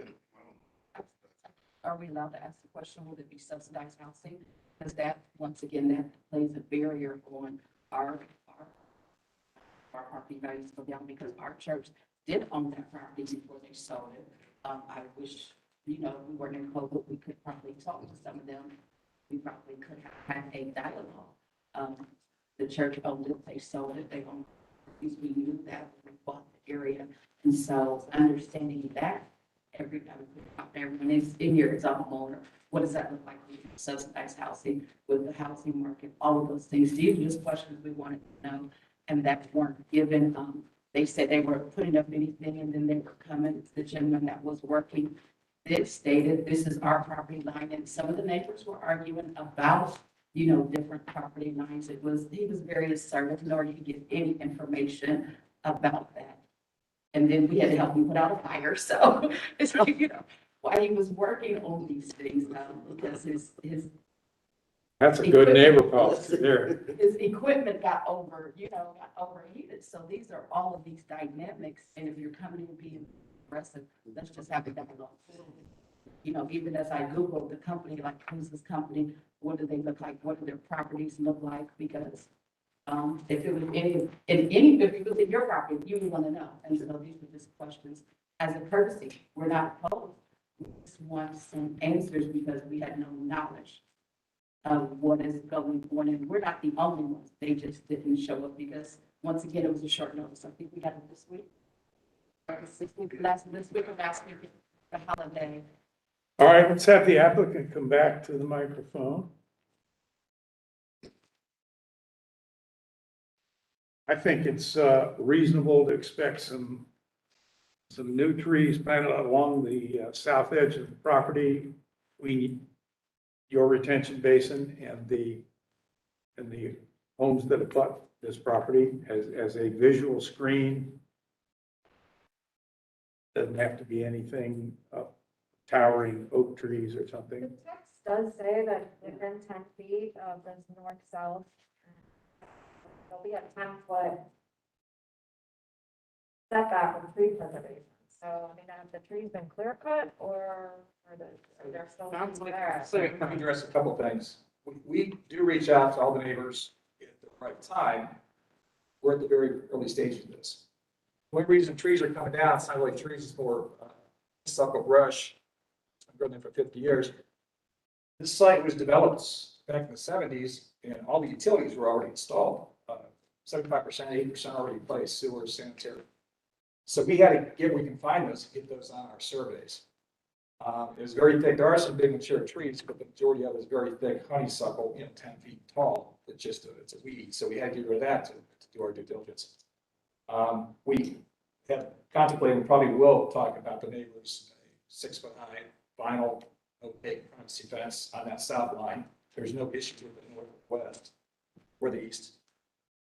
We just haven't gotten to that point yet. We're talking to neighbors. Right now, we're trying to get through some engineering, trying to get through the zoning, trying to do some preliminary developments before we get to that point. But yes, we routinely reach out to all the neighbors. They're our best source of sales or growth, things like that. Well, I agree. I think it's reasonable to put a 6-foot fence. That closes the door on that, gives them privacy regardless of what happens, especially where that hammerhead roadway ends and it flares out. Right. That's definitely a case for the fence. And if that's an issue, we're prepared to commit to that now, because again, we were contemplating that anyways. We are trying to keep as many trees as possible in the tree preservation easement. Unfortunately, there's something got to go because there was a detention basin. And for other reasons, we do have some existing utilities, some AEP and cable things back there in subdivisions. We're trying to keep whatever we can. Definitely. Well, and then the new homes that you propose are much better than 3-story apartment buildings. Well, exactly. And they're also a long way from that property. I mean, To address the issue of affordable housing or subsidized housing, no, they're not subsidized. It used to be market rate housing, more expensive, probably most things in the neighborhood. So hopefully it should help in terms of property values. And I'm happy to show you the elevations, the plans, things like that. People get to that point. It was just actually a lack of knowledge.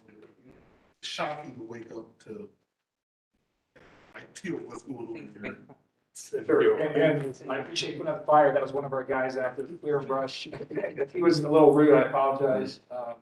Construction guys are that way, but, yeah, they had a machine catch on fire. Are you on call outside your neighborhood or only? I'm sorry. Are you available outside your own neighborhood or? are you strict? Absolutely.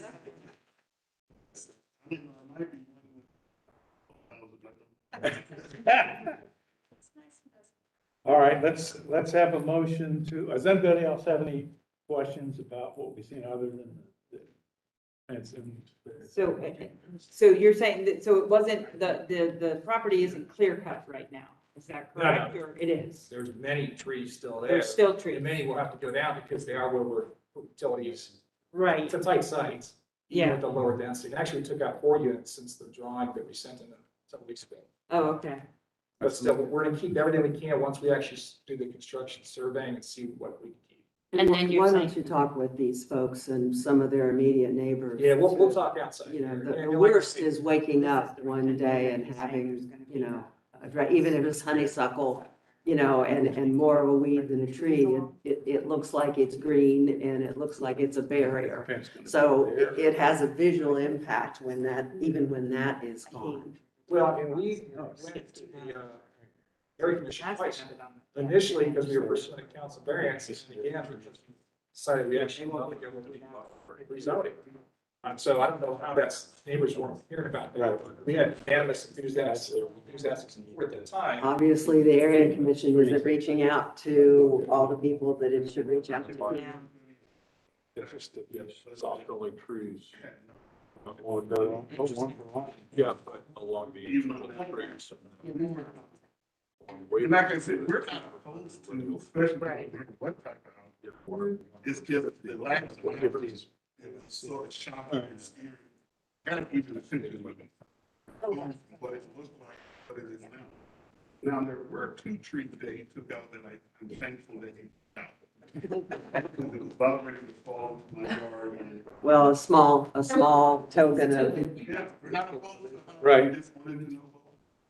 All right, let me see if I can put together a motion. We'd like you to add in your text, your section C of your text, that you will add a opaque fence, 6-foot high opaque fence along the south property line.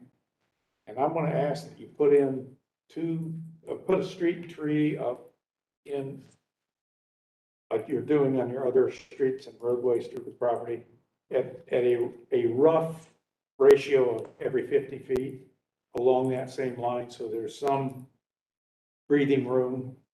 You're a long way from the patios of these homes, but visually, it's clear cut, and it'd be better to plant some trees that'll grow and throw a canopy up there and add to the. You want that in addition to the trees that are existing, because there's still dozens of trees along that south line, big. No, if you can save trees in the south line so much. Just have a 50-foot average. Yeah. Right, have a 50-foot average and. It doesn't, yeah, You got a if house. they're there, they're there. Put one in. That's better than anything I could ask for. Okay, Shannon, did you get the new one? Yeah. Pick fence along South Park line and trees 50 feet on. Perfect. Okay. So moved. Second. Already moved. Maria, second. All those in favor? Aye. Need a motion for the, text and site. Oh, the 9-9 text and the 613. 613 site Which will plan. be updated. Okay, add those to the motion. So moved. All those in Do you need a favor? separate one? Okay, And there, has planning's issue, or staff's issue been resolved? Kind of similar situation as last Speak for it. application. We're gonna Got make sure zoning goes through it with a fine tooth comb. Gotcha. Text and the site plan. all right, we are ready to call the roll. Yes. Yes. Yes. Marty Anderson. Yes. Maria Conlon. Yes. And Chairman. Yes, you are approved. Okay, that concludes our festivity. Shannon's going to Spain for how What? long? What? Going to Spain on Tuesday. What? Home next week. Done. For 2 weeks.